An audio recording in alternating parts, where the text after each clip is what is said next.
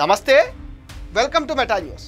ఇక మ్యాటర్లోకి వస్తే గత 5 ఏళ్లు అధికారాన్ని అడ్డం పెట్టుకుని అవినీతి అక్రమాలు అరాచకాలకు పాల్పడిన వైసీపీ నేతలకు కూటమి ప్రభుత్వంలో ముచ్చెమటలు పడుతున్నాయి.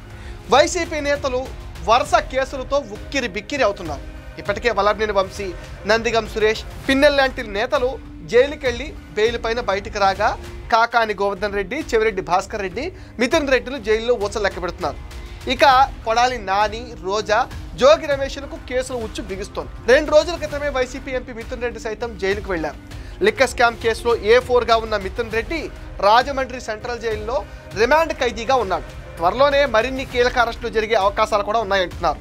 పేరు నాని లాంటి మరికొందరు నేతలైతే పరారీలో ఉన్నారు. రప్పా పేరుతో రచ్చ చేసిన పేరు నాని కోసం పోలీసులు చాలా ముమ్మరంగా గాలిస్తున్నారు. ఈ లిస్టులో వైసీపీ మాజీ మంత్రి రోజా పేరు కూడా వినిపిస్తుంది.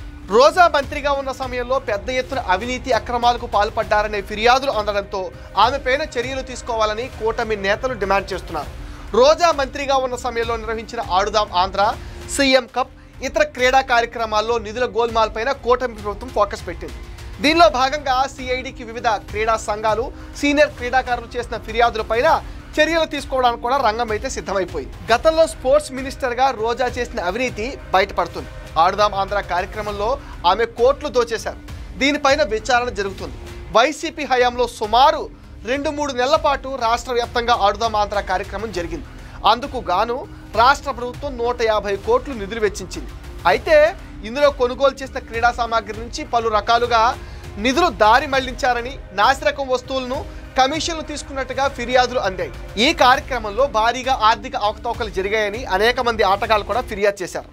అండ్ ఈ ఫిర్యాదుల్లో ఆర్కే రోజా, మాజీ శాప్ చైర్మన్ బైరెడ్డి సిద్ధార్థ్ రెడ్డి పైన ప్రత్యేకంగా ఆరోపణలు వచ్చాయి. దీంతో క్రీడలు, యువజన వ్యవహారాల మంత్రి మండిపల్లి రాంప్రసాద్ రెడ్డి విజిలెన్స్ విచారణతో పాటు స్వతంత్ర శాఖాపరమైన దర్యాప్తుకు ఆదేశించారు. మరోవైపు ఆటలకు సంబంధించిన నిధులు దుర్వినియోగం చేశారని ఆట్యాపాట్య సంస్థ CEO ప్రసాద్ సిఐడికి ఫిర్యాదు చేశారు. అప్పటికి క్రీడా శాఖ మంత్రి ఆర్కే రోజా, ఏపీ ఒలింపిక్స్ అసోసియేషన్ అప్పటి అధ్యక్షుడు మాజీ మంత్రి ధర్మాన కృష్ణదాస్ పైన చర్యలు తీసుకోవాలని ఫిర్యాదు చేశారు. దీనిపైన స్పందించిన సిఐడి ఈ ఫిర్యాదుపైన తదుపరి చర్యలు తీసుకోవాలని విజయవాడ నగర పోలీస్ కమిషనర్ను ఆదేశించారు. తాజాగా ఏపీ శాప్ చైర్మన్ రవినాయుడు స్పందిస్తూ కీలక వ్యాఖ్యలు చేశారు. రోజా అరెస్టుకు వారెంట్ సిద్ధమవుతుందని రవినాయుడు అన్నారు. రోజా లెక్క పెట్టుకోవాలని, ఆగస్టు 10లోగా ఆమె జైలుకెళ్ళక తప్పదంటూ సంచలన వ్యాఖ్యలు చేశారు. ఇవే కాదు, రోజా పైన అనేక అవినీతి ఆరోపణలు ఉన్నాయి. అధికారంలో ఉండగా నగర నియోజకవర్గంలో రోజాతో పాటు ఆమె సోదరులు కమిషన్లు వసూళ్లకు పాల్పడ్డారనే ఆరోపణలున్నాయి. భూదందా ఆరోపణలున్నాయి. అంతేకాదు టీటీడీ టికెట్లు గోల్మాల్ చేశారు. ప్రతిరోజు 10ల సంఖ్యలో టీటీడీ టికెట్లు జారీ చేసినట్లుగా ఆధారాలతో సహా ఫిర్యాదులు వెళ్లాయి. దీనిపైన ఆగస్టు 1వ వారంలో ప్రభుత్వానికి విజిలెన్స్ నివేదిక వెళ్లనుందని తెలుస్తోంది. అంతేనా, రోజా ఆగడాలకు హద్దే లేదు. మంత్రిగా ఆమె చేసిన అభివృద్ధి శూన్యం. కానీ కూటమి పెద్దలపైన మాత్రం రోజా ఇష్టం వచ్చినట్లుగా రెచ్చిపోయి దుర్భాషలాడేది. చంద్రబాబు, లోకేష్, పవన్ కళ్యాణ్, నాగబాబు, చిరంజీవి, బాలయ్యలను ఇష్టానుసారంగా మాట్లాడుతూ నోరు పారేసుకుంది.